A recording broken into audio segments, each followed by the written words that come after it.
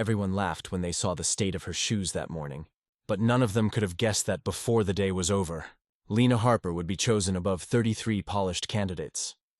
The city was just waking when Lena ran through the light drizzle, her breath sharp in the cold air, her heart beating so hard she could hear it in her ears. The streets glistened with puddles, umbrellas bobbed along the crowded sidewalks, and office workers hurried to beat the clock. Lena clutched her tote bag tight against her chest, as if holding it could shield her from the storm of fear inside her. She was 26, unemployed, with rent overdue and bills piling up. Today's interview at Caldwell and Ross wasn't just another chance. It was her last lifeline, the thin thread between her and complete collapse. She wore a pale gray blazer borrowed from her cousin, the shoulders a little too wide and sleeves brushing past her wrists. Her slacks stopped too short at the ankle, exposing skin to the drizzle. On her feet were black pumps that had already lived too many lives. The faux leather had cracked, the edges curling, and the right heel had been glued back on only the night before. She had prayed the glue would hold. It didn't. As she turned the corner near the towering glass building, her world spun sideways. She slammed into a stranger, papers spilling from her bag like a burst of confetti. She landed hard, knees scraping the wet pavement. At the same instant, the heel of her shoe snapped clean off, the pitiful sound echoing her dread. The man she had collided with staggered back a step. Tall, composed. A tailored gray suit that looked untouched by the weather. His umbrella shielded him from the rain, and his watch gleamed even in the gray morning light. Lena groaned as she scrambled to gather her things, blazer soaked, hair sticking to her cheeks. Seriously? You should watch where you're going, she snapped, her voice sharp from panic more than anger. The man picked up his phone, calm, unreadable. Maybe try slowing down before blaming others, he replied coolly. You're the one charging through like a stampede. Her fingers closed around the broken heel, now completely useless. She stared at it in defeat. Perfect, she muttered bitterly. Just perfect. Now I'll look like a joke. He glanced at her ruined shoes, then back at her face. For just a second, something flickered in his expression, gone too quickly to name. Without another word, he walked past, pausing only long enough to say, If you're worth hiring, they'll see past your shoes. And then he vanished into the current of the street, leaving her standing alone in the rain. Lena's chest trembled. She looked at the heel in her hand, then at the towering company building only steps away. The glue had failed. Life hadn't. She took off both pumps, uneven now, and slipped them into her tote. Barefoot, she wiped her face, straightened her shoulders, and walked forward. Inside the lobby, the marble floor gleamed. The air was crisp, the lights harsh, and 33 other applicants sat waiting, all of them sharp in tailored suits, polished shoes, and perfect confidence. Lena, barefoot and dripping, felt their stares cut into her like glass. Whispers floated. Is she serious? Barefoot? A tall brunette even raised her phone, pretending to check lipstick while snapping a photo. Lena found the only empty chair and sat, cheeks burning, shoes clutched like a wound in her lap. She didn't cry. She didn't run. She sat tall, heart pounding, and reminded herself, she had shown up. Some people walked into rooms with power, some with privilege, and some, like her, came with nothing but stubborn courage. When her name was called, Lena Harper, she rose barefoot, clutching her tote. Her clothes had mostly dried, but her pulse hadn't slowed. She followed the receptionist down the long hallway, the soft carpet strange and comforting against her bare feet. The interview room door opened, and Lena froze. At the far end of the glass table sat the man in the gray suit, the same man who had seen her fall, seen her anger, and walked away without helping. Julian Sloan, CEO of Caldwell and Ross. His expression was exactly as it had been on the street. Calm, unreadable, no flicker of recognition. No smirk, no pity, just stillness, her stomach twisted. But she walked forward, setting her tote by her chair, folding trembling hands in front of her. Miss Harper, one board member said, eyes flicking briefly to her bare feet. Thank you for coming, she nodded. Thank you for having me. The questions came fast. Resume gaps. Lack of industry experience. A degree from a small community college. She answered without speeches, without polish, only honesty. I took time off to care for my mother while she went through cancer treatment. She was a single parent. I had to choose between school and her medication. I chose her. I worked tables, took freelance jobs, anything I could. I don't have corporate background, but I learn fast, and I adapt. At one point, an interviewer leaned forward. You arrived today barefoot. Why? Lena didn't flinch. She looked directly at Julian Sloan. I wore my only pair of heels. They broke before I got here. I could have turned back, but I didn't. And why Caldwell and Ross? Another asked, tone sharp. Her voice softened. Because if I can make it here, where even my shoes don't belong, then maybe there's hope for people like me. Silence fell. One board member scribbled notes. Another gave the faintest nod. Julian hadn't looked away from her once, and though his expression hadn't changed, something behind his eyes did. Not sympathy, not pity, but recognition. Finally, he spoke. Thank you, Miss Harper. That will be all for now. Lena stood, bowed her head slightly, and walked out barefoot, proud, unsure, but still standing. Days later, on the 23rd floor, Lena Harper held her new employee badge, staring at it like it might disappear. She was now an internal coordination assistant. Her desk was tucked near the executive offices, closer to power than she ever imagined. From her chair, she could see the door to Julian Sloane's office, closed more often than not. No one congratulated her. People whispered instead, "She's the barefoot girl. She must have something on him." Maybe he just felt sorry. Their voices never reached her directly, but their looks did. Each glance was a question, each silence an accusation. Lena drowned herself in work, schedules, reports, memos, double-checking every detail, staying late, proving herself over and over. But the whispers clung like shadows. One cold morning, her cough deepened. She brushed it off. Just tired, she told herself. Later, returning from a break, she found a small brown envelope on her desk. Inside was a single ginger tea bag and a folded note in strong, slanted handwriting. "Stay strong. You're tougher than most." No signature, no comment, but she knew. She didn't need to see the name. A few days later, after hours running between departments, the cheap shoes she'd bought left her feet blistered raw. She wore socks inside them, hoping no one noticed. Someone did. The next morning, resting quietly on her desk between a stack of papers and her keyboard, was a small pharmacy bag. Inside, a pair of premium gel shoe inserts, still in their packaging. No note this time, just thoughtfulness, disguised in silence. Lena blinked fast, her throat tightening for reasons that had nothing to do with her cough. One late Thursday afternoon, the office email server malfunctioned. Lena, rushing to compile an urgent weekly report for the operations team, accidentally sent an unfinished draft filled with misaligned data to the entire company distribution list. The moment she hit send, her heart stopped. Screens lit up. Murmurs spread. A senior director raised an eyebrow. Lena froze. She stood up, ready to walk to Julian's office and apologize or resign. But before she could knock, his door opened.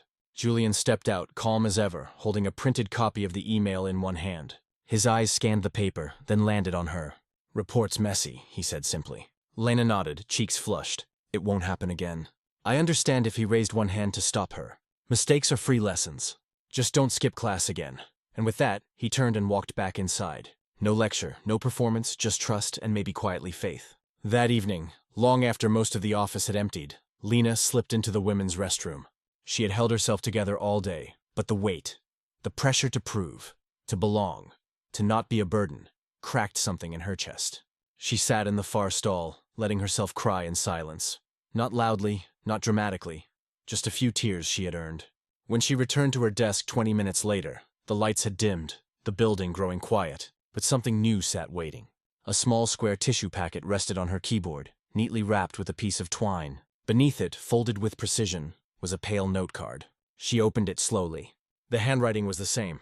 "Don't let perfect people fool you. They break too. J." Lena stared at it for a long time, and for the first time that week, she smiled. Not wide, not for anyone else, just for herself. Maybe she did not belong yet, but someone had noticed that she had tried. And somehow that was enough for now. Lena had begun to find a rhythm. Steady, quiet, efficient. She arrived early, stayed late, and never once asked for recognition. But not everyone welcomed her presence. Whispers had turned to pointed comments, and no one was louder than Rebecca Langley. Rebecca was a senior department head, sharp, elegant, and deeply entrenched in the office hierarchy. Her disdain for Lena was never hidden. During a team meeting, she looked directly at her and said with a tight smile, "Some people climb the ladder with hard work. Others, it seems, just fall into the right lap." No one said anything, but the message landed like a slap. In the cafeteria, Lena often sat alone. The tables filled up around her, but never included her. Forks scraped against trays. Conversations carried on about meetings, travel, weekend plans, but not with her. She became a ghost with a name badge. One afternoon, Julian walked in. Not with his assistant. No security detail, just a tray of black coffee, a sandwich and a folder under his arm. He scanned the room once, spotted her, and without a word sat at the table directly across from Lena. He did not greet her. He did not acknowledge her isolation. He simply opened the folder and began reading. For 15 long minutes, the silence between them spoke louder than the murmurs in the room. When he stood to leave, he gave her a brief nod. That was all, but the cafeteria noticed. The next day, someone asked if she wanted to sit closer to the windows. Another offered her half a bagel. The tide did not turn, but it shifted enough to breathe. Then came the next surprise. Julian assigned her to lead preparations for an international partnership event, a delicate operation involving logistics, guest coordination, and corporate protocols. It was a task that typically went to someone with 5 more years of experience. Rebecca's reaction was immediate and venomous. Surely someone more qualified could handle something of that scale, she said at a department briefing. Unless qualifications have changed to include footwear choices. Lena didn't flinch. She said nothing. She just got to work. Later that day, an internal company-wide email arrived from Julian's office. It was brief, direct, and unmistakable in its intent. I would like to commend Lena Harper for her exceptional flexibility, resilience, and professionalism in a demanding role. She exemplifies the spirit of Caldwell and Ross. Julian Sloan. The same people who had once whispered in corners now copied her on emails with exclamation marks. The energy changed uneasily, but changed nonetheless. It did not sit well with Rebecca. A week later, Lena was walking down the hallway toward the elevators when she heard the sharp click of heels behind her. She turned just as Rebecca caught up, arms folded, expression tight. "I do not know what spell you've cast on Mr. Sloan," she said, voice just above a whisper. "But it will not last. People like you are replaceable. You are nothing but a symbol of lowered standards." Lena opened her mouth to respond. But stop. She didn't have to. From behind, a quiet voice broke the tension. "We don't judge people by their shoes here," Julianne said, stepping into view. "We judge them by what they walk through." Rebecca turned, startled. She didn't respond. Julian did not raise his voice. He simply looked at her, then at Lena. He did not need to say anything else. He turned and walked away. Lena stood still for a moment, heart pounding. Not from fear, but from something else. She had not defended herself. She had not fought for a place. But she had earned one, and someone had seen it. The conference room on the 32nd floor buzzed with tension. A major partnership with a Japanese conglomerate, months in negotiation, had hit a snag. A miscommunication in projected timelines had caused unease, and now the final presentation was only 2 days away. The clients were arriving with reservations, and internal conflicts had already complicated the agenda. People were nervous. Deadlines slipped, expectations surged. You could feel it in the stiffness of the shoulders, the clipped tones, the darting eyes. At the morning meeting, Julian stood at the head of the table, arms folded, gaze fixed on the far window as voices clashed around him. The room was too warm. The coffee had gone cold. Anxiety hung heavy in the air. "We need someone with cultural experience," one director insisted. "This is not the time to experiment," another added. "Put someone senior in charge." Rebecca chimed in, eyes cutting toward Lena like a knife disguised in courtesy. Julian turned slowly. "She's the one at Rust to coordinate," he said simply. Rebecca folded her arms. "With all due respect, this is not just a coordination task. It's a strategic deal. We cannot afford inexperience." Julian didn't raise his voice. He didn't defend. Instead, he looked at her and said, "If she fails, it's on me." Silence fell like a dropped pin. 2 days later, Lena stood outside the presentation room with a folder pressed tightly to her chest. Her palms were sweating, though she had practiced every detail until she could recite it in her sleep. Her heart thudded in her throat. Every breath felt shallow. Behind her professional posture was a storm of self-doubt. Julian walked beside her, unusually quiet. He had been battling a cold for days, and this morning his voice had dropped to a hoarse whisper, barely audible. "I can still do the opening," he said, his voice rough as gravel. Lena shook her head gently. "I've got it." The doors opened. A dozen executives from both companies sat at the long, polished table. Screens glowed. Notepads were open. Eyes turned. Every movement in the room seemed amplified. The shifting of chairs, the flick of pens, the breath before the first word. Lena took her place next to Julian, who nodded once before sitting down. His silence more a signal of trust than retreat. She cleared her throat. Her voice, though soft, carried clearly across the room. She began the presentation in English, guiding them through the project milestones, expected timelines, and logistical requirements. Her hands moved with practiced grace. Her gaze was steady, but halfway through she paused. Then, in careful, accented Japanese, she continued. Her mother had been born in Osaka and raised her with bedtime stories in 2 languages. Lena had not used those words in years. but they came back now fluid and full of weight. She spoke of commitment, of trust, of walking through uncertainty with integrity. When she reached the end, she looked up and said, still in Japanese, "Trust is not about polished shoes. It's about honest steps." A hush fell over the room, and then quietly, deliberately, Julian raised his hands and began to clap. One by one, the others followed. Lena did not smile. She simply nodded and stepped back, letting the moment stand on its own. The meeting ended with handshakes and bowed heads. Papers were signed. The deal, long in doubt, was secured. Outside the glass conference room, people dispersed. Conversations resumed, but Julian remained by the window, looking out toward the skyline, the weight of the day slowly lifting from his shoulders. Lena stood beside him.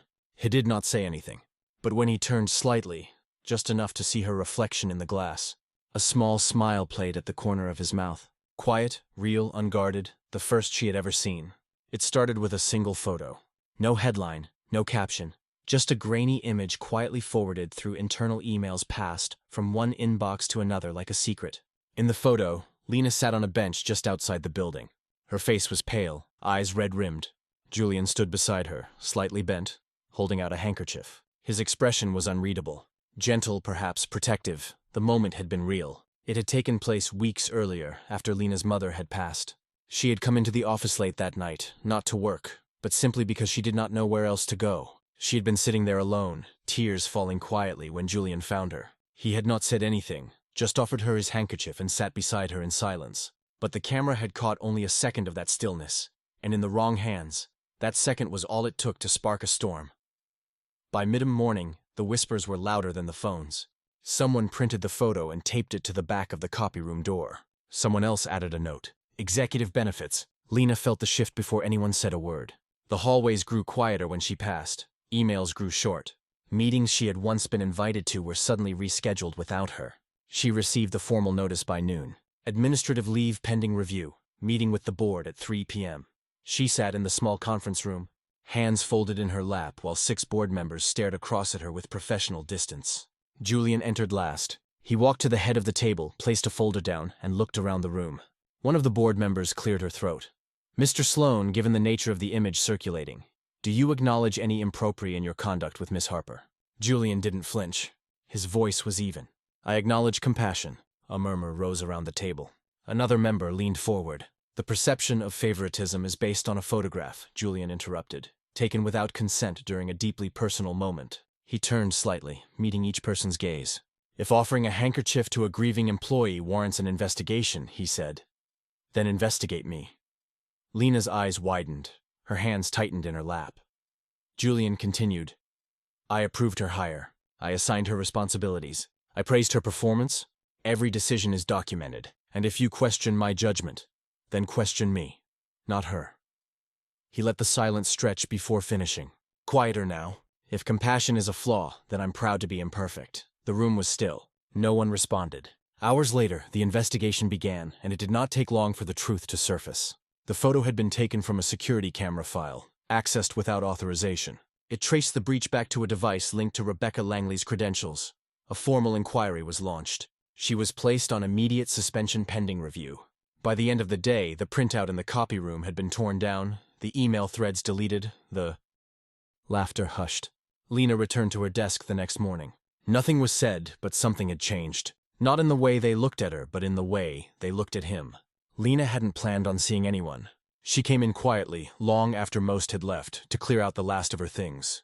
Her desk looked smaller now, strangely emptier than she remembered.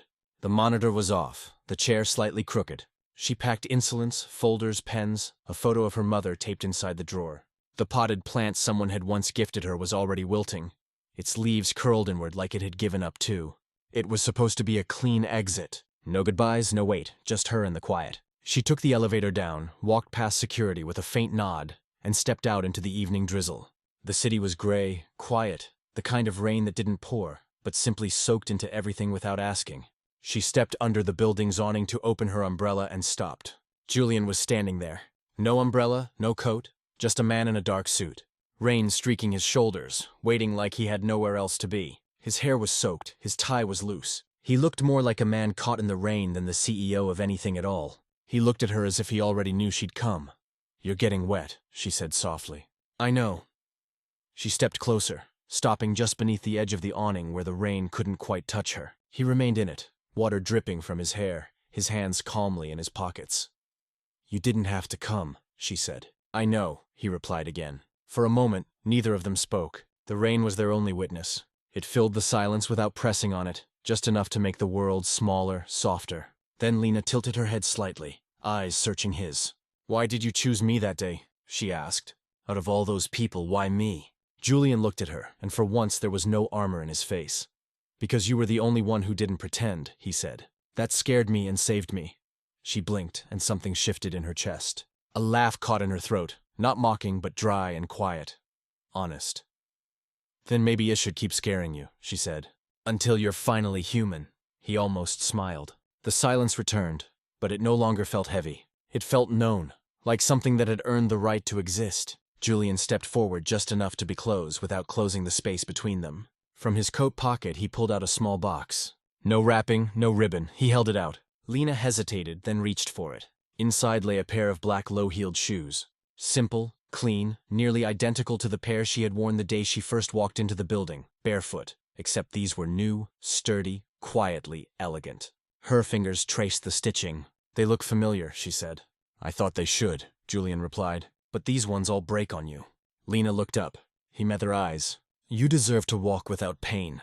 She swallowed hard. Still no confessions, no grand declarations. Just the rain and the kind of understanding that didn't need to be spoken aloud. She closed the box gently and held it to her chest. And for the first time in a long time, she didn't feel like someone who had been given pity. She felt seen, chosen, not for her polish but for her steps. The waves were soft that morning, brushing against the sand like a blessing. The sky over Seattle's quiet coastline was overcast but calm, a silver blanket that made every color richer. The white chairs were arranged in two gentle arcs facing the water. No grand arch, no ornate aisle, just a path in the sand leading toward something honest. Lena Harper stood at the edge of it barefoot. Her dress was simple, ivory, flowing with a hem that skimmed the tops of her feet. Her blonde hair was pinned loosely, a few strands left free to dance in the sea breeze. She held no bouquet. She wore no veil, only a thin chain around her neck with a locket tucked just below her collarbone. Inside it, a tiny photo of her mother. She took one step, then another. She walked slowly through the warm sand, each footprint left behind like a quiet promise. There was no music, only the hush of waves and wind. Each step felt like it carried not just love, but memory. The guests rose to their feet as she passed. A few were faces from the office, people who had once doubted her, some who had even laughed. There were old friends, former clients, 2 interns from her early months who had quietly idolized her. Even the receptionist had come. They all stood now shoulder to shoulder, not out of obligation, but awe. She walked in barefoot. Someone whispered in the second row, "Now she owns the aisle." Children stilled. Elders blinked back unexpected tears. Something about the way she moved, grounded, gentle, resolute, made people feel like they were witnessing more than a wedding. They were watching someone arrive fully into herself. At the end of the path, waiting in the center of the ceremony circle, was Julian. He wore his usual gray suit, noti, the top button undone, his hair tealed slightly by the wind. And for once he didn't try to fix it. His hands were clasped loosely in front of him, his face soft with something deeper than calm. Loss, stripped of all performance. As Lena reached him, he smiled, not broadly, just enough. It was the kind of smile that felt like a yes to everything. The officiant welcomed them, said a few words about simplicity, about partnership, about choosing each other every day.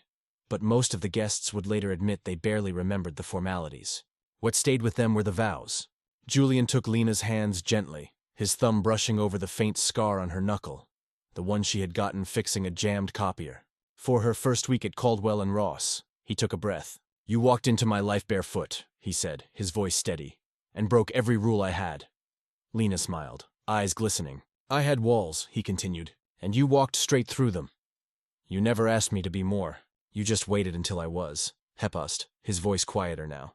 "And I hope you never stop walking beside me with or without shoes." A hush fell over the gathering.